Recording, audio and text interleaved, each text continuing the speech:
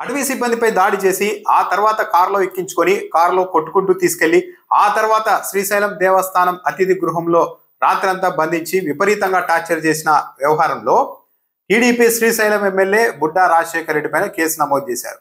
ఆయనే దాడి చేశారనేది సీసీ విజువల్స్ లో కూడా, సీసీ కెమెరా ఫుటేజ్ లో కూడా కనిపిస్తోంది. మొత్తం ఆయన ఆదేశాలతోని దాడి అంతా జరిగిందనేది కూడా చాలా క్లియర్, ప్రత్యక్షంగా కూడా ఆయన ఉన్నారు. అయితే ఈ కేసులో ఇప్పుడు ట్విస్ట్ ఏంటంటే, ప్రధాన నిందితుడుగా బుడ్డా రాజశేఖర రెడ్డి పేరుని చేర్చాల్సింది పోయి జనసేన పార్టీ శ్రీశైలం ఇన్ఛార్జ్ రౌత్ అశోక్ పేరును A1గా చేర్చేశారు పోలీసులు.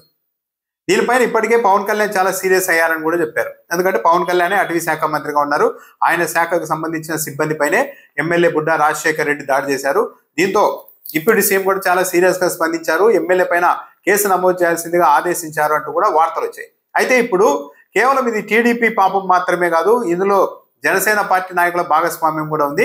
అందరూ కలిసే చేశారు అని చెప్పడానికా, లేకుంటే A1గా జనసేన పార్టీ శ్రీశైలం ఇన్ఛార్జ్ అశోక్ పేరును చేర్చేశారు. సరే, అతన్ని కూడా అక్కడ ఉన్నారని చెప్తూ ఉన్నారు, ఆ దాడిలో అతడు పాల్గొన్నారని కూడా చెప్తున్నారు.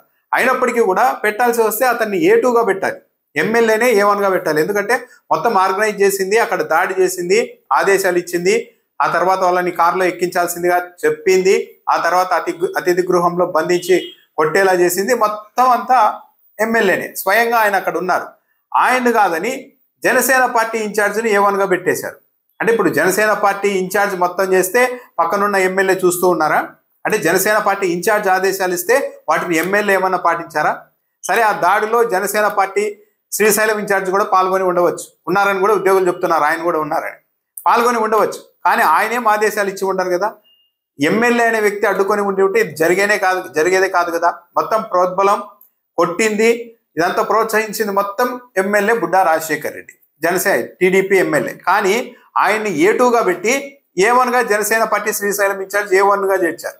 అంటే జనసేన పార్టీ వాళ్ళు కూడా ఇక మాట్లాడడానికి వీలు లేదు అన్నట్టు. పవన్ కళ్యాణ్ కూడా ఇక గట్టిగా మాట్లాడడానికి వీలు లేకుండా, ఎందుకంటే మీ పార్టీ నియోజకవర్గ ఇన్ఛార్జే ఈ దాడిలో పాల్గొన్నారు అని స్వయంగా చెప్తూ ఉన్నట్టుంది పోలీసులు, తెలుగుదేశం పార్టీ వాళ్ళు. అంటే ఈ కేసును మొత్తం నీరు కార్చడానికి ఏ విధంగా ప్లాన్ చేస్తున్నారన్నది అర్థమవుతోంది. అంటే ఇక్కడ కూడా జనసేన పార్టీ ఆలోచించుకోవాలి. మొత్తం కర్త కర్మ క్రియ అంతా తెలుగుదేశం పార్టీ ఎమ్మెల్యే అయితే ఆయనతో పాటు ఉన్నారన్నందుకు వెళ్ళినందుకు ఏకంగా జనసేన పార్టీ ఇన్ఛార్జ్ పైన కేసు పెట్టారు, A1గా పెట్టారు, ముందుకు చేర్చేశారు. సరే, ఇప్పుడు పవన్ కళ్యాణ్ ఏం చేస్తారు? తెలుగుదేశం పార్టీ ఎమ్మెల్యే మీద చర్యలు తీసుకోవాలన్న డిమాండ్ ఇప్పటివరకు వచ్చింది. కానీ ఇప్పుడు A1నే జనసేన పార్టీ నియోజకవర్గ ఇన్ఛార్జ్ అని చెప్పి పోలీసులు ప్రకటించేసినట్టయింది, A1గా చేర్చేశారు.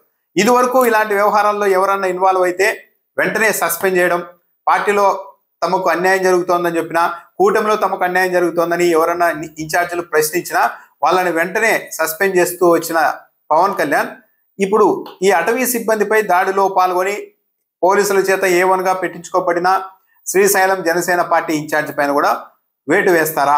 ఆయన్ని కూడా ఇన్ఛార్జ్ పదవి నుండి తప్పిస్తారా? కోటా వినూత్ను కూడా అలాగే తప్పించారు. ఇంకా కొన్ని చోట్ల జరిగాయి, రాజమండ్రి ఇన్ఛార్జిని ఇంకో కారణంతో తొలగించారు. ఇప్పుడు శ్రీశైలం జనసేన పార్టీ ఇన్ఛార్జిని కూడా ఆ పదవి నుండి తొలగిస్తారా?